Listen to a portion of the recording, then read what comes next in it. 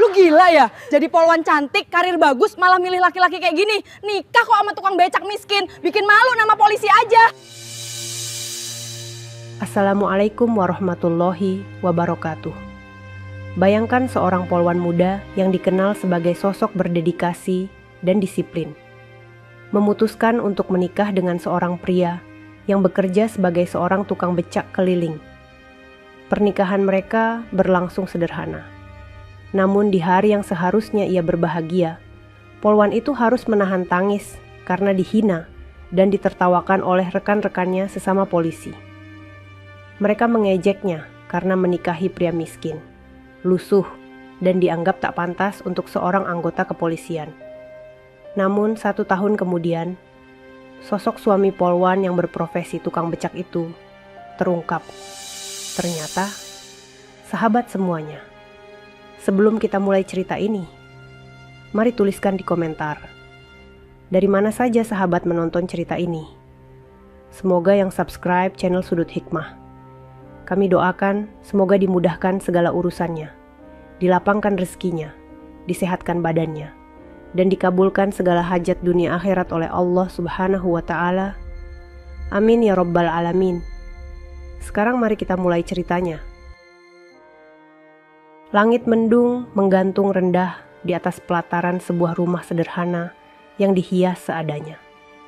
Bunga-bunga plastik dipasang tergesa di sudut-sudut, dan sehelai kain putih kusam tergantung sebagai latar pelaminan. Hari itu seharusnya menjadi hari bahagia bagi Ratna. Namun air matanya justru tak berhenti mengalir sejak pagi. Ratna berdiri di pelaminan dengan gaun kebaya putih yang dipinjam dari sepupunya.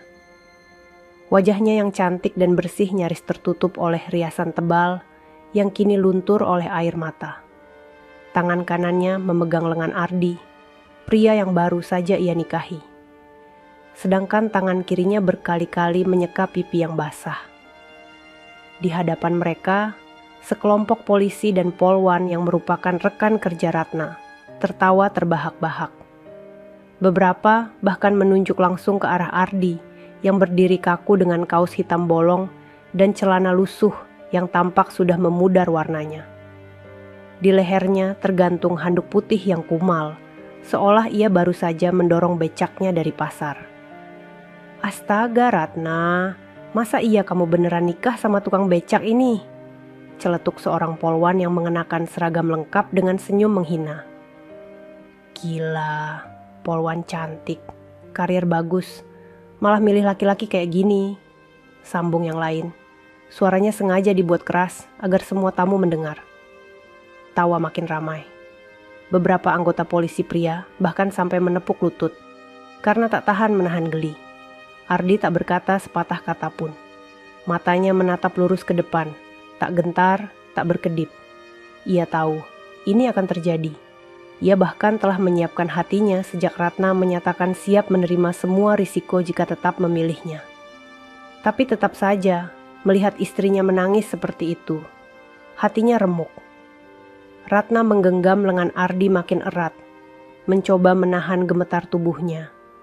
Ia tahu banyak orang akan menghina. Ia tahu teman-temannya akan menertawakannya.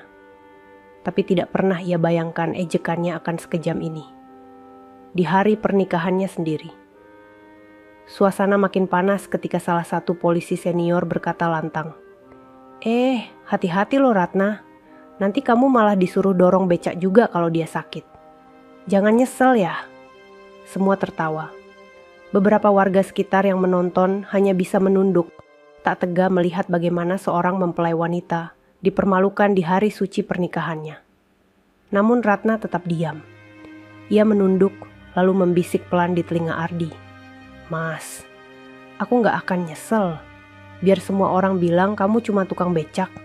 Aku tahu kamu lebih baik dari semua orang yang mentertawakan kita.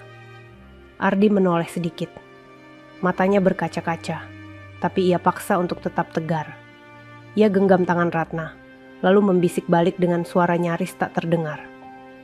Terima kasih, Ratna. Kamu gak akan pernah menyesal. Tak ada yang tahu, di balik tatapan dingin dan tubuh lusuh itu, Ardi sedang menyimpan sesuatu yang besar. Ia bukan sembarang tukang becak. Ia bukan orang miskin yang datang dari jalanan, dan tak ada yang tahu. 1 tahun dari hari ini, orang-orang yang tertawa paling keras akan jadi orang yang paling menyesal. 2 hari setelah pernikahan itu, Ratna sudah kembali bertugas seperti biasa di kantor kepolisian sektor tempat ia mengabdi. Rambutnya yang sebelumnya tertutup mahkota pengantin, kini kembali rapi disanggul, dibalut kerudung dinas. Namun yang berbeda adalah sorot mata rekan-rekannya saat melihatnya datang. Tatapan sinis, senyum mengejek, bisikan-bisikan yang tak lagi disembunyikan. "Pagi Bu Ratna," ucap seorang polwan sambil tersenyum palsu. "Udah masakin suami kamu belum? Tukang becak kan pasti sarapannya berat." Yang lain menimpali, Ratna sekarang jadi istri rakyat miskin. Gajinya bisa cukup buat 2 orang nggak ya?" Tawa kembali pecah. Ratna diam saja. Dingin, tapi tenang. Ia belajar untuk tidak menanggapi. Ia tahu siapa suaminya. Ia tahu apa yang Ardi jalani. Tapi tidak, belum saatnya orang lain tahu. Sementara itu, di tempat lain, Ardi mendorong becaknya menyusuri jalanan kota. Dari luar, tak ada yang aneh. Ia tampak seperti tukang becak biasa. Tapi sore itu, setelah mengantar penumpang terakhir, Ardi berhenti di sebuah gang sempit. Ia memarkir becaknya, lalu berjalan cepat masuk ke sebuah warung kopi tua di pojok. Dari luar, warung itu tampak biasa. Tapi di dalam, Ardi membuka sebuah pintu kecil menuju ruang tersembunyi di belakang dapur. Di sana, seorang pria berambut putih dengan seragam sipil duduk di depan layar monitor kecil. Wajahnya teduh, namun sorot matanya tajam. "Lapor, Pak," ucap Ardi tegas. Target pertama terkonfirmasi. 2 nama dari Polsek tempat Ratna bekerja terlibat aliran dana gelap dari kasus tilang dan pengamanan proyek jalan. "Saya sudah catat waktunya. Ini rekaman percakapan mereka." Ia menyerahkan alat kecil seperti flash disk ke atas meja. Sang pria, tak lain adalah ajudan pribadi Jenderal Pramana, ayah Ardi, menerima benda itu dengan penuh perhatian. "Kamu yakin mereka yang mengatur?" tanya si ajudan. Ardi mengangguk. "Yakin, Pak. Mereka merasa terlalu nyaman karena tak ada yang awasi. Bahkan salah satu dari mereka menyebut nama Kasat sebagai orang yang ikut bagi hasil." Ajudan itu mengangguk pelan. "Kamu harus lebih hati-hati. Kita belum tahu seberapa dalam permainan ini." Ardi menarik napas panjang. Ia terlihat lelah. Matanya merah, tubuhnya kurus. Tapi di balik semua itu, tekadnya tidak pernah padam. "Ini belum apa-apa, Pak. Saya harus pastikan mereka semua terbongkar. Biar semua yang meremehkan istri saya tahu siapa saya sebenarnya." Sementara itu, di kantor polisi, Ratna diminta menemani sebuah razia di jalan raya besar. Ia ikut dalam satu mobil patroli bersama 2 rekannya yang paling sering menghinanya. Dalam perjalanan, mereka kembali membahas pernikahan Ratna. "Gua heran deh, Nah. Kamu itu cantik, punya masa depan, tapi malah milih tukang becak. Nggak malu ya?" ucap salah satu polisi pria yang duduk di samping sopir. Ratna hanya tersenyum samar. "Malu sama siapa? Malu sama kami dong. Lihat kami, seragam, gaji tetap, masa depan jelas. Laki kamu, kalau becaknya rusak, makan apa kalian?" Kali ini Ratna menoleh. Pandangannya tajam, tapi suaranya tetap tenang. "Yang saya butuhin bukan laki-laki yang kaya, tapi laki-laki yang jujur." Keduanya terdiam, namun tawa kecil kembali terdengar beberapa menit kemudian. Apa yang tak mereka tahu adalah salah satu dari 2 polisi itu baru saja namanya masuk dalam daftar yang Ardi kirimkan malam tadi. Dan Ratna, tanpa disadari oleh siapapun, sedang berada di tengah medan yang penuh jebakan. Tapi ia tidak sendiri, karena ada seorang suami yang terus mengamati dari balik becaknya yang tua. Sore itu, hujan turun perlahan. Jalanan basah dan genangan mulai mengisi sisi trotoar. Ardi memarkir becaknya di bawah pohon trembesi besar di dekat pasar tradisional. Tangannya menggenggam setir becak yang sudah mulai berkarat. Nafasnya berat, tapi matanya tetap tajam menyapu sekitar. Sudah beberapa hari ini, ia tak sekadar mengangkut penumpang. Ia mulai mencatat siapa saja yang sering datang ke kantor polisi, siapa yang membayar tilang langsung tanpa masuk ke sistem, hingga siapa yang kerap menyerahkan amplop tertutup kepada anggota yang sedang berjaga. Sore itu, seorang wanita tua mengenakan kerudung lusuh tiba-tiba menghampirinya. "Mas, bisa antar saya ke Jalan Pahlawan?" tanyanya. Ardi mengangguk, menyilakan wanita itu naik. Ia tak menyadari bahwa penumpang itu bukan orang sembarangan. Di sepanjang perjalanan, wanita itu menatap punggung Ardi dari dalam becak. Lalu tiba-tiba ia berkata pelan, "Kamu bukan tukang becak biasa, kan?" Ardi tersentak. Ia menoleh sekilas. "Maksud ibu?" "Kamu terlalu tenang, terlalu sopan, dan kamu selalu berhenti di pojok warung kopi itu setiap sore. Saya lihat dari toko saya." Ardi memperlambat becaknya. Matanya menatap kaca spion kecil di atas kepala. Perempuan itu menatap lurus padanya tanpa senyum. "Tenang saja," lanjut si wanita. "Saya tidak akan bocorkan. Tapi kamu harus hati-hati. Banyak mata yang memperhatikan kamu." Sesampainya di tempat tujuan, wanita itu turun dan menyerahkan uang 2 kali lipat dari tarif biasa. "Sampaikan salamku untuk ayahmu, Jenderal Pramana." Ardi nyaris membeku. Ia tak sempat bertanya siapa wanita itu, karena sebelum sempat membuka suara, wanita itu sudah berbelok masuk ke gang sempit dan menghilang. Di waktu yang sama, di kantor polisi tempat Ratna bekerja, terjadi sesuatu yang ganjil. Sebuah laporan hilang dari laci pengaduan. Laporan itu berisi keluhan masyarakat soal pungli yang dilakukan oleh salah satu anggota yang dikenal cukup senior. Dan yang lebih mengejutkan, seseorang menyebarkan rekaman audio percakapan antara 2 polisi yang membahas pembagian hasil pungutan liar. Rekaman itu diputar diam-diam melalui Bluetooth di ruang istirahat. Tidak semua mendengarnya, tapi cukup untuk membuat beberapa wajah pucat seketika. "Siapa yang rekam ini?" bisik salah satu petugas dengan gugup. "Bisa-bisa karir kita habis kalau sampai bocor ke provos." Sementara mereka panik, Ratna duduk di pojok ruangan. Ia menatap layar ponsel yang gelap. Tidak berkata apa-apa, tapi di dalam hati, ia tahu rekaman itu bukan datang dari sembarang orang. Malamnya, Ardi kembali ke rumah. Tubuhnya lelah, bajunya basah oleh gerimis. Ia melihat Ratna duduk di dapur, sedang mengupas bawang sambil menggumam pelan. Tanpa banyak bicara, Ardi duduk di depannya. Mereka saling pandang. "Mas," kata Ratna pelan. "Ada yang aneh di kantor. Tadi ada rekaman diputar diam-diam. Isinya mirip suara 2 teman kerjaku. Aku takut." Ardi menyentuh tangan istrinya. "Tenang, kamu gak perlu takut. Yang harus takut itu orang-orang yang sudah terlalu lama merasa kebal hukum." Ratna mengernyit. "Mas, siapa kamu sebenarnya?" Ardi terdiam. Ia hampir menjawab, tapi ia urungkan. "Suamimu," jawabnya pelan, "yang ingin kamu tetap aman. Itu saja dulu."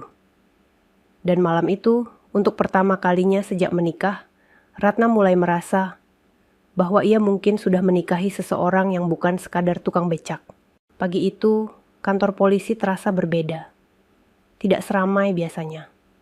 Banyak petugas yang terlihat saling berbisik. Beberapa terlihat gelisah, duduk di depan komputer tanpa fokus, sementara yang lain mondar-mandir dengan wajah tegang. Ratna baru saja tiba. Langkahnya pelan, tapi pasti. Saat melewati lorong utama, ia melihat 2 rekannya yang biasa menyapanya dengan ejekan. Kini justru menghindari tatapannya. Di meja kerjanya, Ratna membuka berkas laporan razia semalam. Namun baru sebentar ia membaca. Sebuah pesan masuk di ponselnya. Pengirimnya tidak dikenal. Isinya hanya 1 kalimat. "Tetap tenang. Jangan percaya siapapun. Mata-mata sedang mengintai dari dalam." Ratna meneguk ludah. Tangannya gemetar. Ia menoleh ke kanan dan kiri. Siapa yang mengirim pesan itu? Apa maksudnya? Beberapa menit kemudian, Kapolsek memanggil seluruh anggota untuk rapat mendadak. ruang briefing penuh sesak. Semuanya berdiri tegak, tapi suasana tegang terasa menyesakan. Kapolsek membuka rapat dengan suara berat. Ada laporan dari Mabes. Salah satu kantor polisi di wilayah kita sedang dipantau karena dicurigai terlibat kasus suap dan penyalahgunaan kekuasaan. Mereka punya informan, dan mereka sudah mengumpulkan bukti. Beberapa polisi saling pandang. Ada yang langsung menunduk, ada yang menggenggam tangan erat-erat. Suasana mendadak hening. "Siapa informannya, Pak?" tanya salah satu perwira muda dari belakang. Kapolsek menghela napas. "Belum diketahui, tapi orang itu ada di antara kita." Mata Ratna membelalak. Jantungnya berdetak cepat. Dalam pikirannya hanya satu nama yang terlintas. Ardi. Di tempat lain, Ardi tengah duduk di sebuah warung kecil. Di depannya, seorang pria muda mengenakan hoodie hitam sedang menyalakan laptop. Layar menampilkan cuplikan video rekaman tersembunyi dari beberapa kantor polisi, termasuk Polsek tempat Ratna bekerja. Ini hasil rekaman 3 hari terakhir. 2 petugas wanita menerima amplop dari orang proyek jalan. Dan satu lagi, pria bertubuh besar yang sering main kartu di pos jaga malam. Tertangkap kamera menyembunyikan uang di laci brankas pribadi. Ardi mengangguk. "Ambil semua. Kirim ke pusat. Jangan sampai bocor." Ia lalu membuka ponselnya. Sebuah pesan masuk dari nomor asing. "Hati-hati. Ada yang mulai curiga padamu. Salah satu dari mereka mulai menyelidiki keberadaanmu." Ardi menarik napas panjang. Ia sadar penyamarannya tak bisa bertahan lama. Tapi ia harus menyelesaikan ini. Semua ini bukan sekadar misi. Ini harga diri. Ini juga tentang istri yang sudah rela dihina karena memilihnya. Sore itu, Ratna sedang membersihkan loker di ruang ganti wanita. Saat menarik laci bawah, ia menemukan sesuatu yang membuat jantungnya hampir berhenti berdetak. Sebuah flash disk kecil dengan label putih bertuliskan, "Kebenaran ada di dalam." Ia memandang sekeliling. Tak ada siapa-siapa. Dengan tangan gemetar, ia masukkan flash disk itu ke saku dan buru-buru pulang. Di rumah, ia tak langsung membuka isinya. Ia menunggu Ardi pulang, dan saat lelaki itu muncul di ambang pintu, wajahnya tampak lebih lelah dari biasanya. "Mas," bisik Ratna, "ada yang aku temukan." Ardi menatapnya dengan pandangan tajam. "Apa itu?" Ratna mengeluarkan flash disk itu. "Ini ada di ruang ganti. Nggak tahu dari siapa. Tapi aku yakin isinya penting." Ardi menatap benda kecil itu lama. Lalu dengan suara pelan ia berkata, "Malam ini kita akan lihat kebenaran itu bersama." Namun saat malam tiba dan Ardi mulai membuka isi dari flash disk misterius itu di laptop, mereka tak sadar. Dari kejauhan, ada sepasang mata mengintai dari balik jendela rumah mereka yang gelap. Lampu meja menyala redup di sudut ruang tamu kecil rumah kontrakan Ratna dan Ardi. Hujan turun di luar, menambah sunyi yang menggantung di udara. Ardi duduk di depan laptop tua miliknya, sementara Ratna duduk di sisinya, menggenggam tangan suaminya erat-erat. Flash disk itu telah dimasukkan. Layar laptop menunjukkan folder dengan nama yang tak asing. Ruang istirahat 16 Mei. Ardi mengklik file video pertama. Kamera tersembunyi menampilkan sudut ruang istirahat kantor polisi, di mana 2 petugas pria duduk santai, masing-masing memegang rokok dan secangkir kopi. Salah satunya berbicara dengan suara rendah namun jelas. Besok jam 3 sore, orang proyek jalan datang lagi. Seperti biasa, langsung ke ruang belakang. Kasih ke Bu Novi. Dia yang urus pembagian ke kasat. Ratna menahan napas. Itu suara Pak Herlan. Salah satu petugas senior yang selama ini dikenal baik dan ramah. Video berikutnya menunjukkan 2 polwan. Dan yang lebih mengejutkan, salah satunya adalah teman dekat Ratna sendiri, Dinda. "Jangan bilang siapa-siapa ya. Aku udah dapet jatah dari tilang kendaraan dinas. Enak banget nah. Duitnya cepet." Suara itu terdengar ringan, seolah berbicara tentang hal biasa. Wajah Ratna memucat. Mulutnya terbuka, tapi tak ada suara keluar. Ia seperti ditarik dalam pusaran kenyataan yang tak ia sangka. Ardi menatap layar dengan rahang mengeras.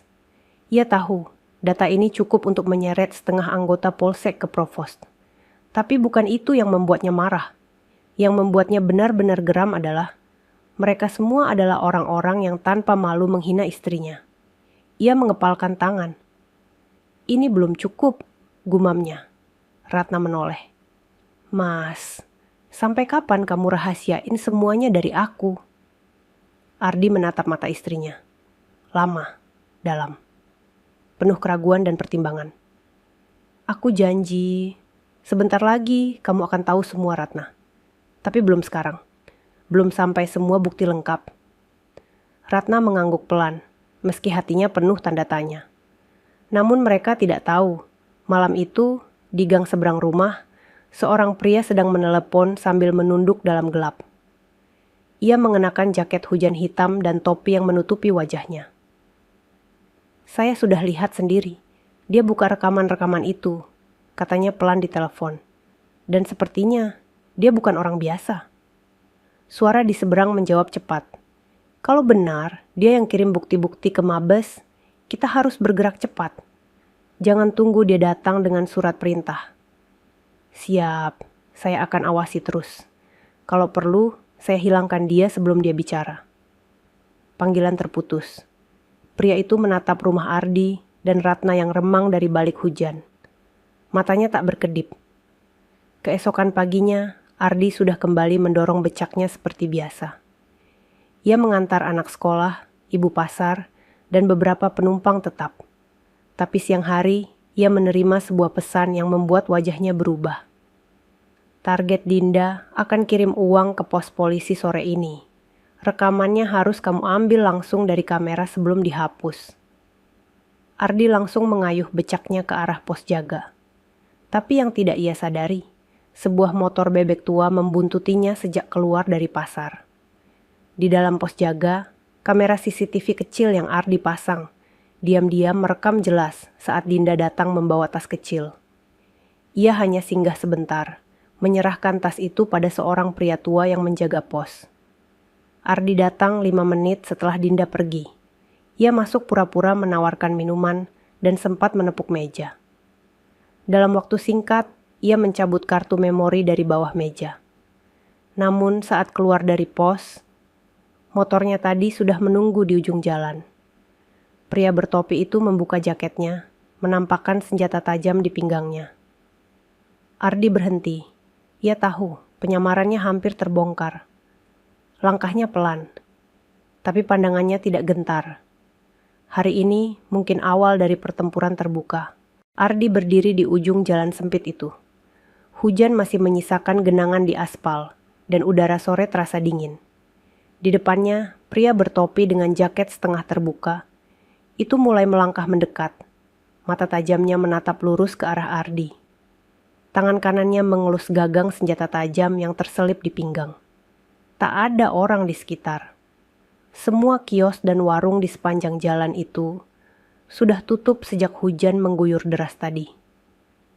Ardi tahu, jika ia bertindak ceroboh, satu tusukan bisa menghentikan semua penyelidikannya selama ini. Tapi Ardi bukan pemuda biasa. Ia berpura-pura panik, lalu berbalik dan berlari ke arah lorong kecil di samping toko kelontong. Pria bertopi langsung mengejar. Namun saat ia membelok dan mencoba menikung tajam, langkahnya terhenti mendadak. Di depannya berdiri 2 pria berbadan tegap dengan jas hujan gelap. Berhenti, salah satu dari mereka menghardik. Si pembuntut terkesiap. Ia mencoba mundur, tapi Ardi sudah berdiri di belakangnya dengan napas berat. Tangan kirinya menggenggam ponsel, yang selama ini diam-diam ia gunakan untuk memberi sinyal kepada tim pengamanan rahasia yang dibentuk oleh ayahnya. Siapa yang menyuruhmu? Tanya Ardi dingin. Pria itu menggertakkan gigi. Kamu pikir cuma kamu yang bisa menyelidiki? Banyak yang enggak suka kantor itu dibongkar. Salah satu petugas rahasia membekuknya dari belakang, mengamankannya dengan borgol logam tipis. Pria itu meronta, berteriak, tapi tak ada yang peduli.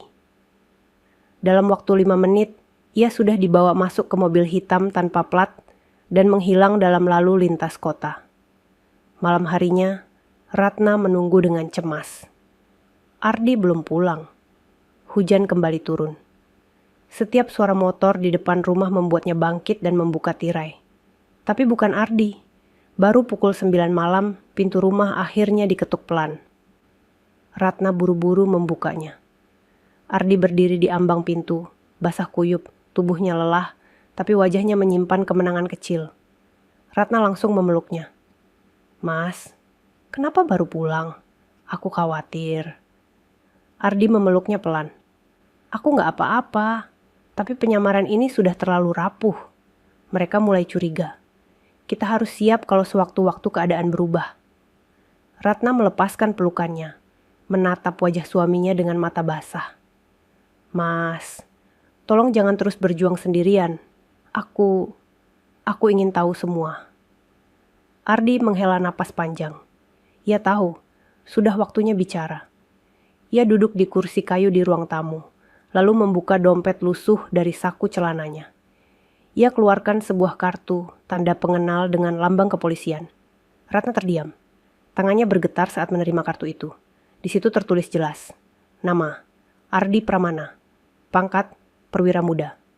Penugasan, unit intelijen khusus. "Mas," suara Ratna tercekat. "Jadi, selama ini," Ardi mengangguk pelan. "Aku bukan tukang becak sungguhan. Itu cuma samaran. Aku disuruh ayah, Jenderal Pramana, untuk menyelidiki kasus suap di kantor kamu. Semua rekaman, semua bukti, aku kumpulkan sendiri."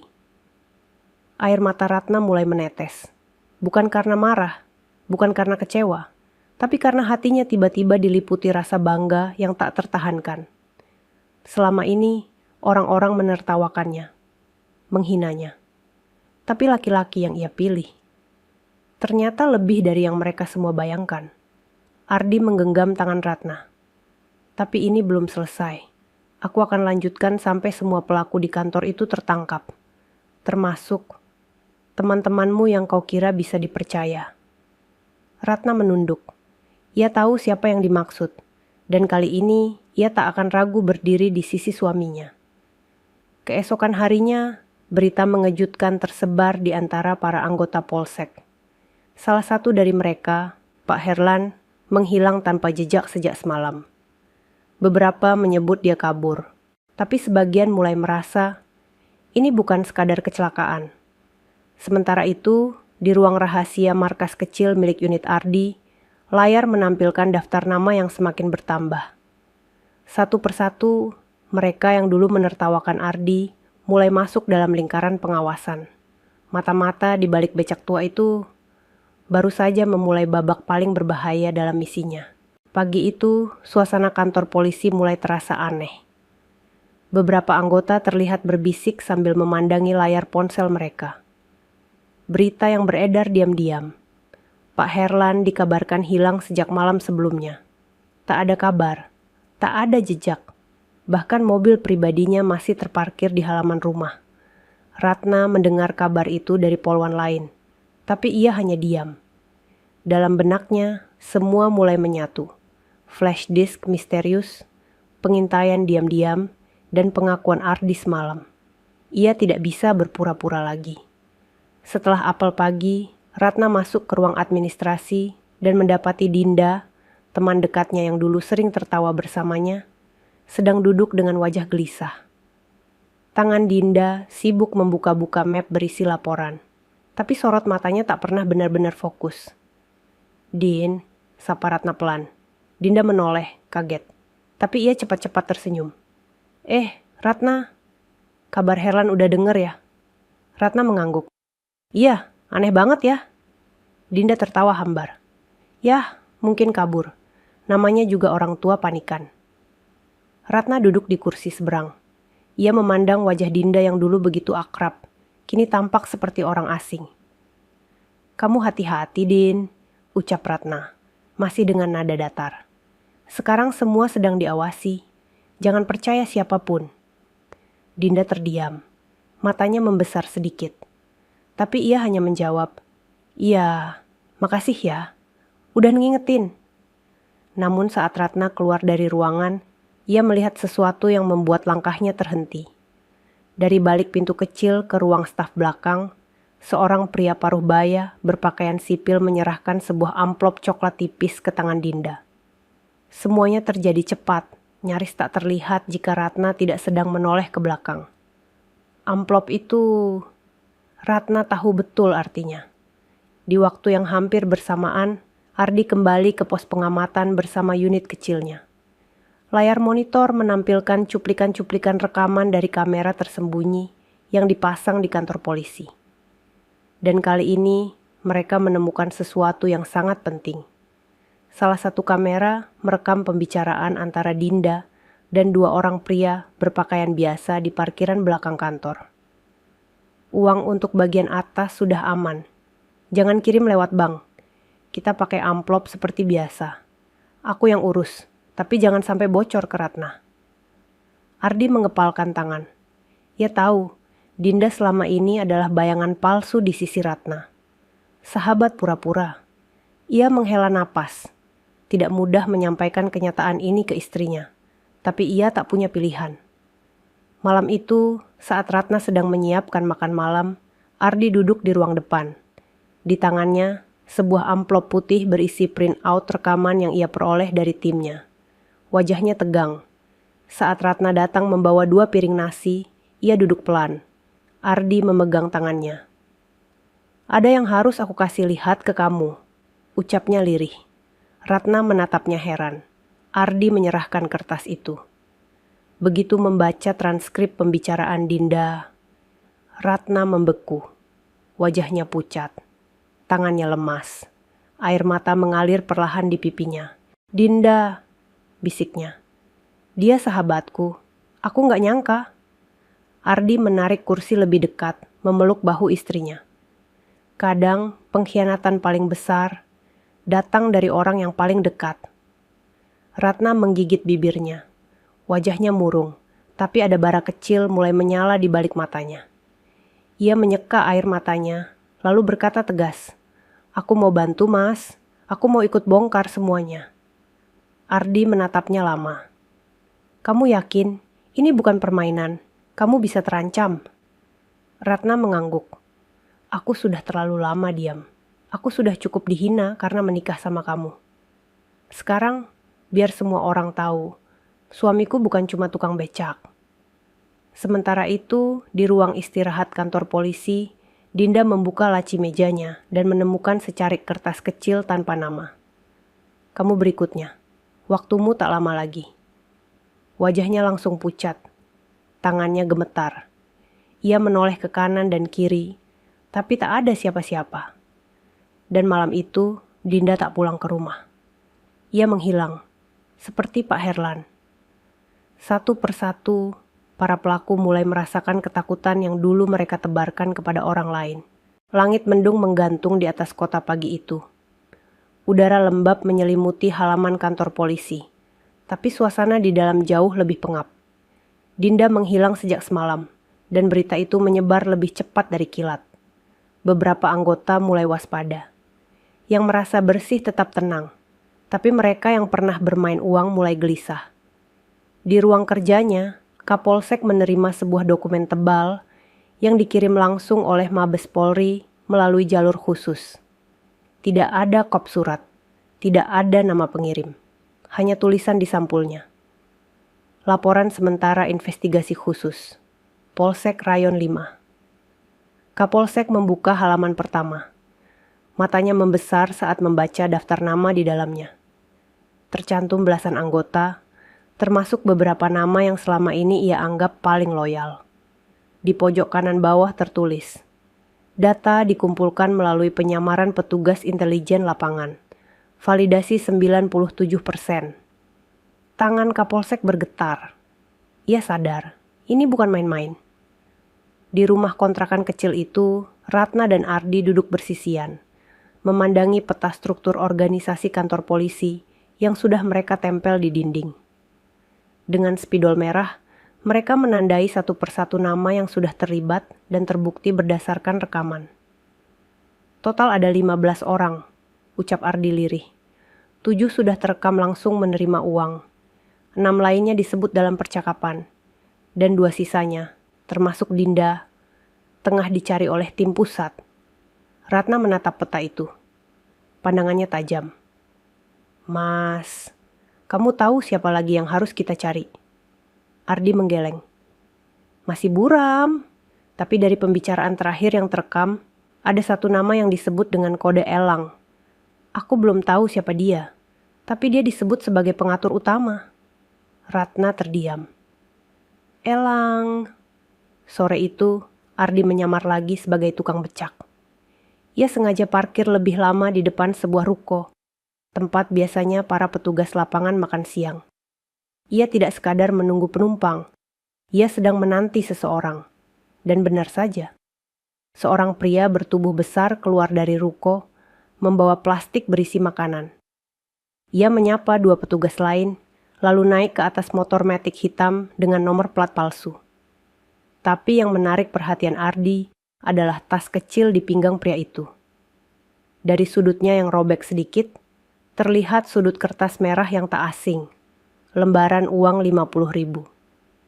Ardi mengikuti pria itu dari kejauhan, mengayuh perlahan. Ia tak berniat menangkap, tapi cukup untuk mengetahui kemana arah uang itu mengalir. Motor itu berhenti di sebuah rumah berlantai 2. Tampak seperti rumah biasa. Tapi dari balik jendela, Ardi melihat seseorang yang tak ia duga akan muncul. Kapolsek. Ardi menahan napas, tangan gemetar. Ia memandangi pria bertubuh besar, itu menyerahkan tas kecil kepada Kapolsek.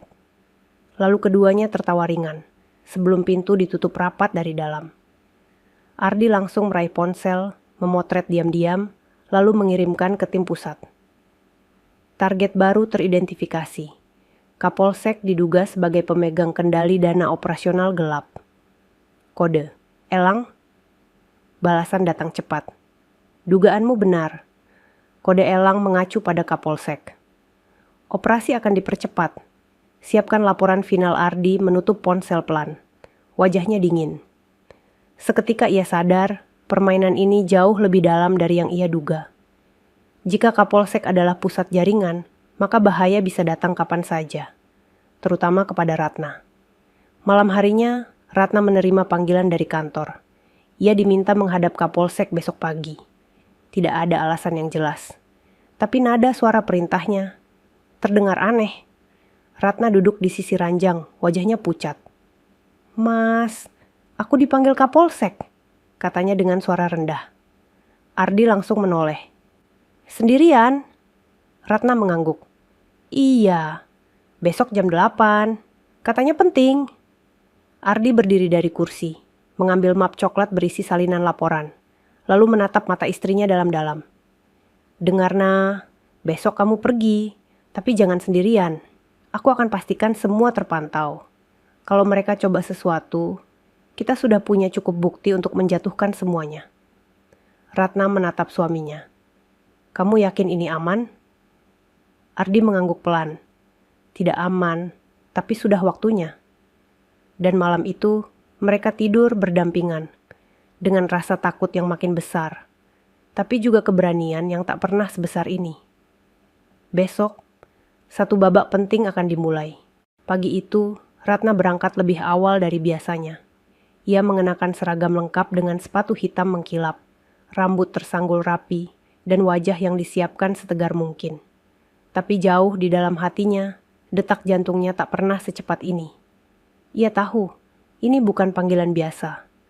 Ada sesuatu yang sedang disiapkan, entah untuk menekannya atau menjebaknya.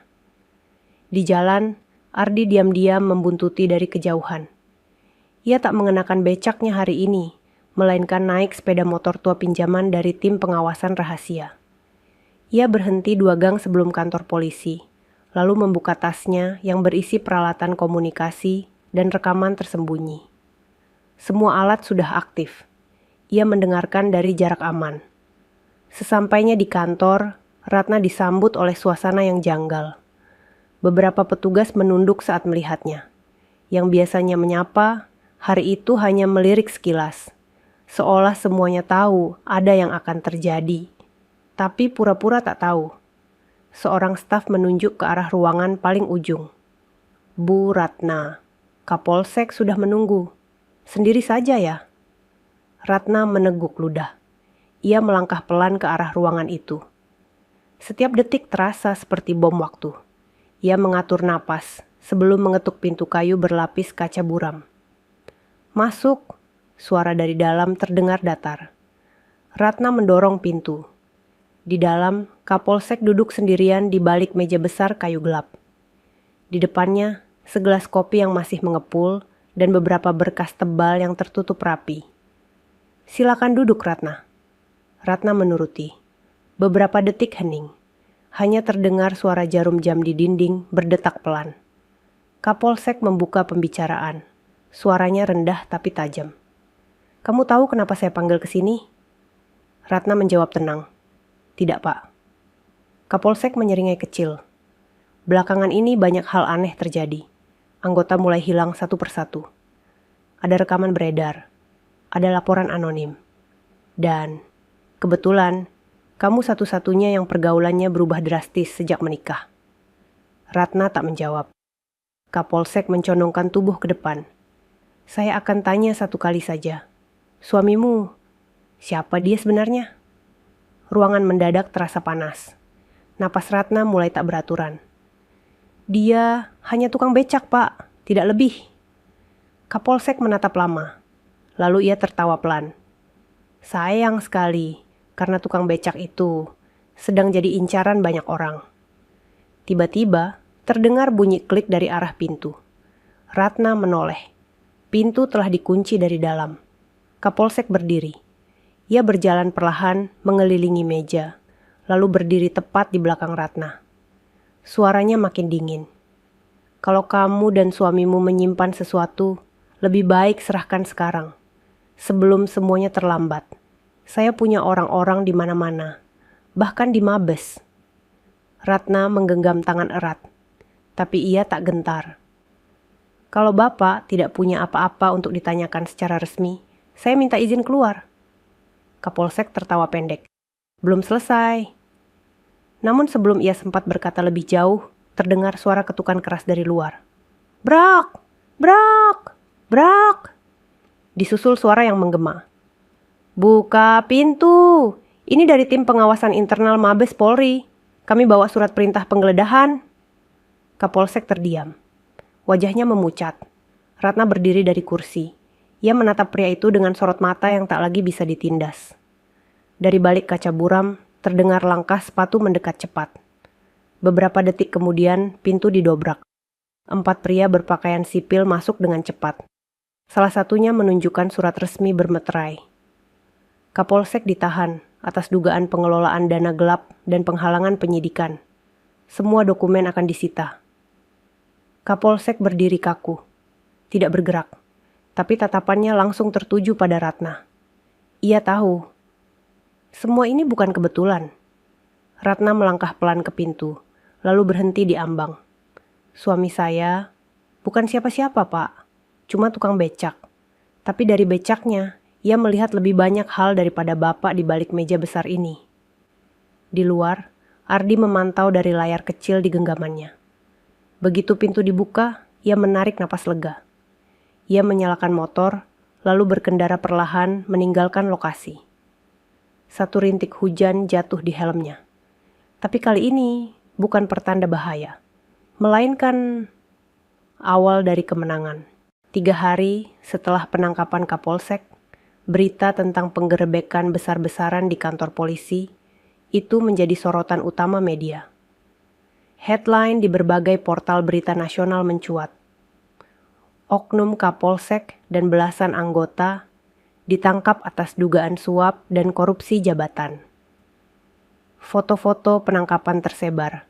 Suasana kantor polisi dipenuhi aparat dari Mabes. Berkas-berkas disita, komputer-komputer dibawa keluar dalam kardus tersegel. Di sebuah gedung tinggi di pusat kota Jakarta, Jenderal Pramana menatap layar besar di ruang kendalinya. Rambutnya mulai memutih. Namun tubuhnya masih tegak dan penuh wibawa. Ia menyaksikan berita itu dengan raut wajah yang tenang. Dan mata yang dalam menyimpan kelegaan. Seseorang mengetuk pintu ruangannya. Seorang ajudan masuk dan memberi hormat. "Jenderal, Ardi sudah tiba." Jenderal Pramana berdiri, lalu berjalan pelan menuju pintu. Ia membuka sendiri dan mendapati Ardi berdiri tegak, masih mengenakan pakaian sederhana. Di belakangnya, Ratna berdiri sopan, mengenakan seragam polwan yang kini tampak jauh lebih berwibawa daripada sebelumnya. Sang jenderal tersenyum hangat. Ia membuka tangan dan memeluk anak angkatnya itu dengan erat. "Ardi, kamu berhasil." Ardi membalas pelukan itu. "Terima kasih sudah memberi saya kepercayaan, Ayah." Jenderal Pramana menoleh pada Ratna. "Dan kamu, Ratna, terima kasih sudah bertahan, sudah mempercayai Ardi saat semua orang menertawakanmu." Air mata Ratna menetes pelan. Tapi kali ini bukan karena dihina, melainkan karena dihargai. Mereka bertiga masuk ke ruang kerja besar itu. Jenderal Pramana mempersilakan mereka duduk, lalu membuka berkas laporan yang sudah ditandatangani oleh tim pengawasan internal. "Data kamu lengkap, bukti cukup. Testimoni dari kamu dan dari beberapa warga yang dulu dipalak anggota itu membuat kasus ini kuat. Dalam waktu dekat, persidangan akan dimulai." Ardi mengangguk pelan. "Saya siap bersaksi." Jenderal Pramana lalu mengambil map lain, berwarna merah tua. Ia menyerahkannya kepada Ardi. "Ini penugasan baru. Kamu akan dipindah ke divisi investigasi khusus. Jabatanmu resmi dinaikkan. Tapi dengan nama asli. Tidak ada lagi penyamaran. Tidak ada lagi beca." Ardi menerima map itu, namun tak langsung membuka. "Kalau boleh, Ayah," katanya pelan. "Boleh saya tetap hidup sederhana dulu sebentar? Saya ingin kembali ke rumah kontrakan. Masih banyak warga yang belum tahu apa yang terjadi. Saya ingin mereka tetap lihat saya sebagai orang biasa." Jenderal Pramana tersenyum. "Itu pilihan yang bijak.